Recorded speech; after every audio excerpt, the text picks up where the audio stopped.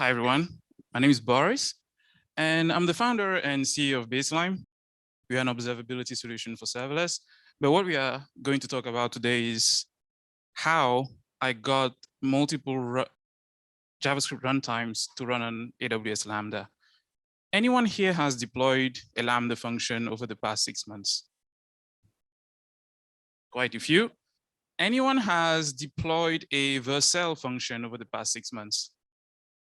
It means that you have also deployed Lambda functions because Vercel functions basically run on top of Lambda.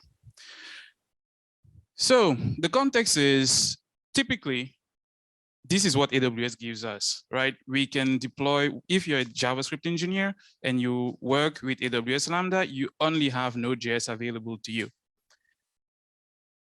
However, over the past few years, quite a few JavaScript runtimes and engines have been coming up. And this Brian Leroux, he's working in the serverless ecosystem a lot. And he tweeted this, and it's a thread with about 10 JavaScript runtimes that are available right now, and more than 40 JavaScript engines that you can check out. Some optimized for game engines, some are optimized for low latency, some are optimized for the edge, etc. But there are a lot of possibilities in running JavaScript now besides Node.js. So my goal, literally yesterday afternoon, was to be able to run Node.js, Deno, which I think everybody knows Deno. Ryan Dahl, he didn't like how Node.js is turning out, and he went on to start Deno, which supports TypeScript natively, for example. And also Bun, which is a bit less known, but it's been growing exponentially over the past few months. It's a, quotation marks, super fast JavaScript runtime. So yeah, that was the goal, getting those three to run on AWS Lambda. So first one was Node.js, super easy, supported natively. I just went with the serverless framework because it's the easiest one out there. And I got a Node.js Lambda function running 5 minutes. And I can share the code for that. If I find it over all my windows, basically, that's that. So yeah, basically using the serverless framework, what you have to do is define this YAML file where you set the cloud provider, the runtime, the memory that you want, and a few other details. And you have an index.js file with a handler inside of it, and you can make it respond to an HTTP event on root with a get. And the index.js file is basically your typical JavaScript. Here I have a function that takes as input a Pokemon. So the name of a Pokemon, looks for it in a database, which is a huge JSON file, and returns more data about the Pokemon. So that's that for Node.js. Really simple, easy. How about Deno? So what I did is Google deploy Deno on Lambda, like everybody will start. I get 2 answers there. The first one is someone's GitHub. So I'm like, nah, I'm gonna go onto the official website there, Denoland. When I get there, this is the screen I see. What you should know is I've never run Deno in my life before this. So when I get on this screen, I'm like, okay, fine, this is cool. It's relatively easy, relatively straightforward. And there is a repo down here. So I can just follow that repo and, get a Deno Lambda running. I followed that repo, spent 2 hours with absolutely no results. And I noticed that there is this thing at the top which says x/lambda. What is that? So I went to the X page, and it's third parties. So anybody can upload their, libraries or whatever. It's a bit like NPM basically, but for Deno. And that's when I realized that I just spent 2 hours thinking that I was working on official stuff when it was community built stuff. Not that it's bad, it's really good, but typically it's not as well documented as typically the official documentation will be.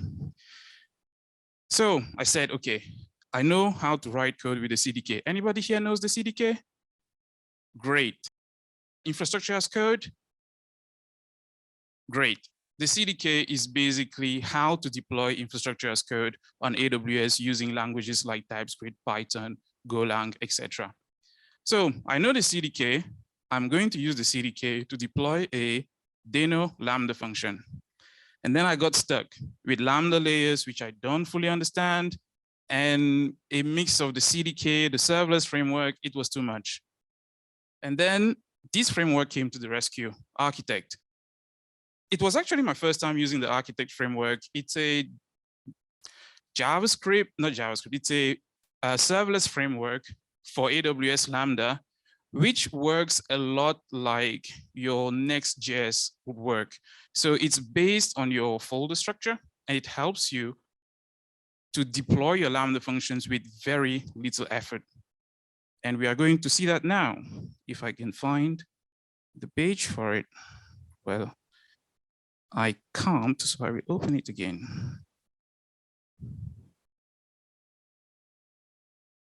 So here it is. To deploy a Deno application using the Architect framework, all you have to say is runtime Deno, and it works. 5 minutes. I was actually amazed.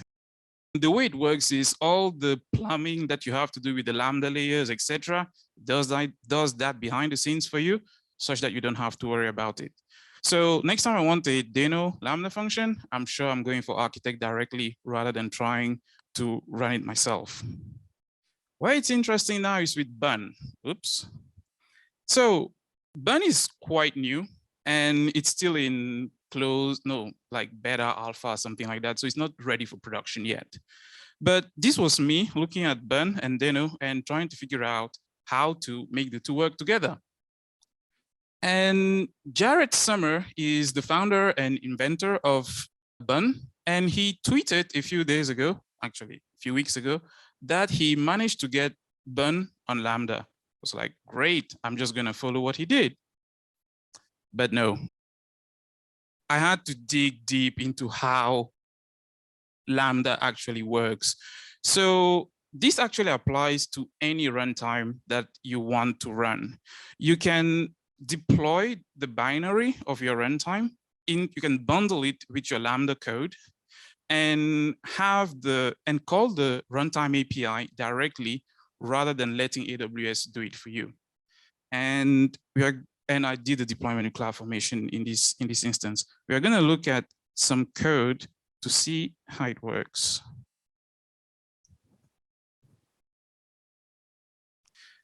It's a bit heavy, but let's get ready for that. We always have the function.js, which is basically the same code. It's that API taking a Pokemon as input and returning more details about the Pokemon.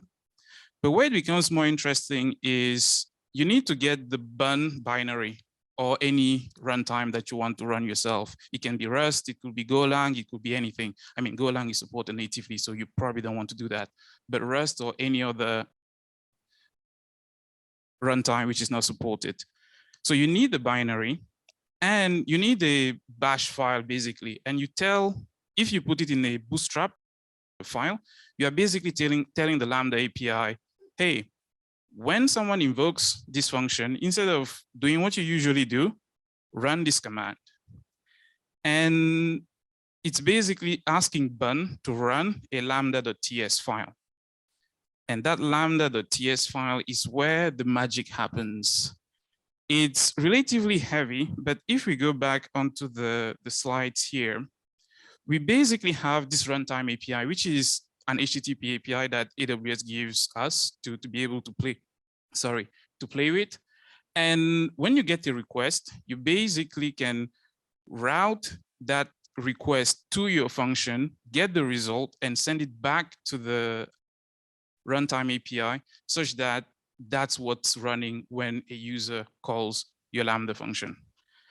It sounds complicated, but when you read the documentation, it's actually pretty straightforward. It's an HTTP endpoint.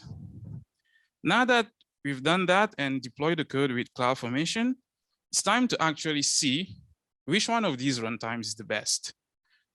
Are we going to now deploy all our Lambda functions using Deno, Bun, or are we going to stick to Node.js? So to do that, I'm going to present you this tool that I've been working on for the past year or so with a few friends. It's what we call observability as code for serverless, and I'm going to show you how it works. The first thing is to go back into the repo of all our applications. So we have here a folder for the Bun Lambda, a folder for the Deno Lambda, a folder for the Node Lambda, and they are all deployed on AWS, and there's traffic going through them at the moment. I will delete this folder for now. Oh, not rename, delete. And basically, what we call observability as code, almost everyone here has used a monitoring solution before, where you send all your logs to, a backend, Datadog, one of those, and then you're able to query that. But all the work happens only after you have sent your logs and metrics and traces. What we let you do is basically set up your observability as part of your repo, such that it's entirely a part of your software development process, rather than something that happens afterwards. So the way we do that is with our CLI. So what I'm gonna do is, anyone use Terraform? Yeah, very similar to Terraform. Baselime init asks for the name of the application, runtimes. Do you want to bootstrap with a template? Yes. And I have one template. And what is interesting is we can then select the cloud resources we want to monitor as part of this application. So let's say you have an AWS account with 50 Lambda functions, but in here we have only 3 Lambda functions that we want to monitor. So we can select only those 3 as part of this application. And every query and alert and dashboard that we visualize is going to be only for those 3 Lambda functions. And it's done through CloudFormation stacks. So I select my CloudFormation stacks, one for Deno, one for Bun, and one for Node. And I say enter. It's generating my template. And basically what I have here, if I reduce this, is my observability. So I have things to the template. I have a query to basically tell me every time I have an error, for example, a query for my duration of my invocations, a query for my cold starts, a query for the build duration. We don't want to run out of money there, a query for my timeouts, a couple of alerts on those queries, and a channel, basically a Slack channel in our Slack group to get those alerts sent to. But for the sake of this exercise, we probably don't want the alerts. So I'm going to delete all of them. Wow, one hand coding. And if I save that, now what I can do before that, I can show you here, there is no application, right? I can create an application here. But if I do baseline apply, very similar to Terraform, I basically have all the alerts and queries and channels that I'm about to create for this specific application. Say yes. And it's submitting that to the baseline backend.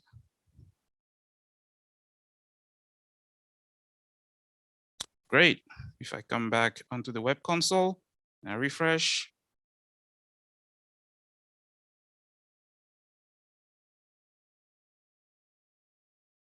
we have our JS runtime application here, and we can open it. And basically, we get logs, CloudTrail, API Gateway, CloudWatch metrics, all of that good stuff. And we have the logs only for those 3 Lambda functions. If I make it a little bigger, so we have the logs for the Bun Lambda function, the Node Lambda function, and down here, sorry, the Deno Lambda function. And what is interesting then is we wanted to know which one of those runtimes is the best, quotation marks. How do we assess which one is the best? The first thing typically will be, how are the cold starts?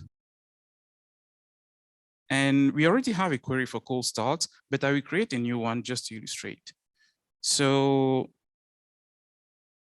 let's say that I'm here and I want to group by the durations.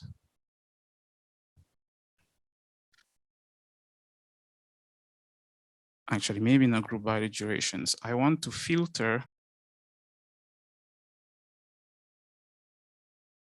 with a init duration, which is the cold start. And I want to group by actually the namespace, which is the name of the Lambda function.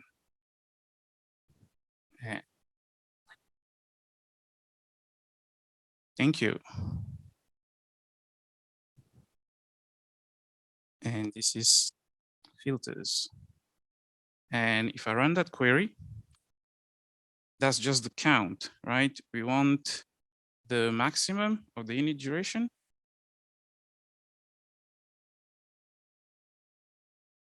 And potentially the P99 and the P75. And if I run that,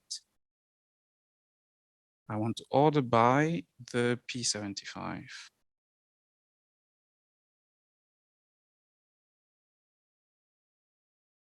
There we go.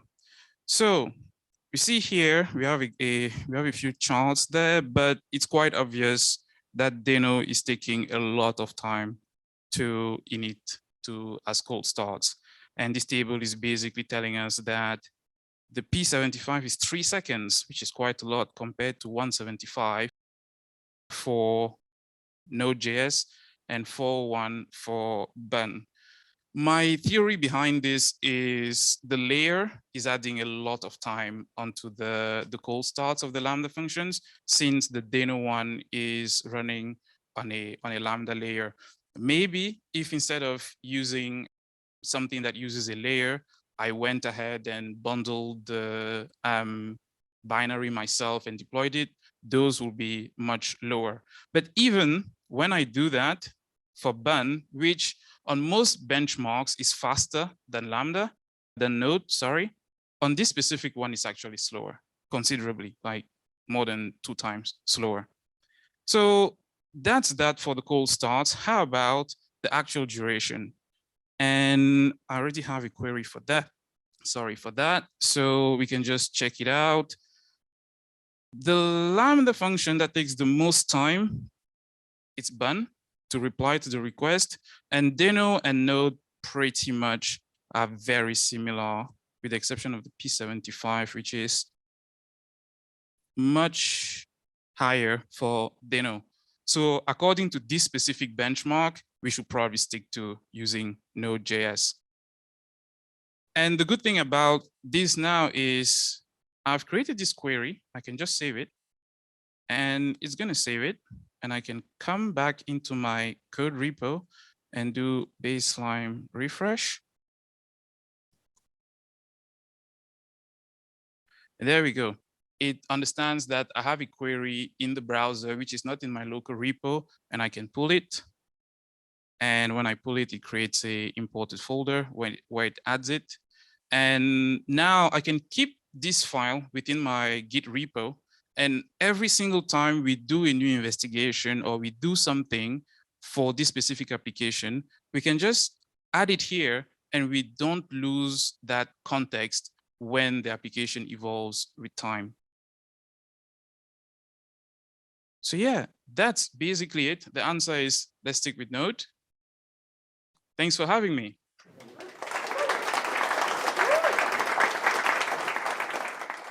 Any questions? A couple quick. Are the community of Deno BAM, are they aware of this gap? Because you follow definitely more than most of us. So do they know there is this gap in performance and there is anything in the roadmap, as far as you know, to address these kind of issues and try to optimize? As far as I know, no. I'm not part of the Deno community, as I said. That was my first time Googling Deno 2 days ago, literally. Sure. Second, about your product Baselime. At the moment, I seem to understand it's going to be free for usage, or you're already. How would you offer it? If you're running Lambda, all we want is feedback at this stage. Nice, thank you. You'll have to give me because I'm super dumb. But what is P75? What's that? Oh, percentiles. Okay. So oh, percentile. Okay. Yeah. Okay. Yeah. All right. That makes sense. Thank you. No worries. Cool. Well, thank you very much.